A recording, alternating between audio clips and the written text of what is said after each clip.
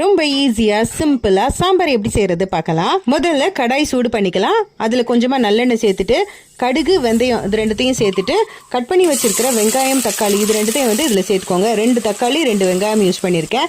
கூடவே கட் பண்ணி வச்சிருக்கிற கத்திரிக்காய் அவரைக்காய் அப்புறம் என்ன வெஜிடபிள்ஸ் வேணுமோ நமக்கு பிடிச்ச வெஜிடபிள்ஸ் எல்லாம் சேர்த்துக்கலாம். சேர்த்து ஒரு வாட்டி வதக்கிட்டு 2 டீஸ்பூன் அளவுக்கு சாம்பார் பொடி சேர்த்துக்கோங்க. தேவையான அளவுக்கு உப்பு சேர்த்து சாம்பார் பொடி வாசனை போற அளவுக்கு நல்லா வதக்கி விட்டுக்கலாம். இப்போ இதெல்லாம் முழுகிற அளவுக்கு தண்ணி சேர்த்துட்டு நல்லா ஒரு வாட்டி மிக்ஸ் பண்ணிட்டு கொஞ்சமா புளி தண்ணி கரைச்சி வச்சிருக்கேன் அதையும் இதுல சேர்த்து நல்லா மிக்ஸ் பண்ணிக்கோங்க.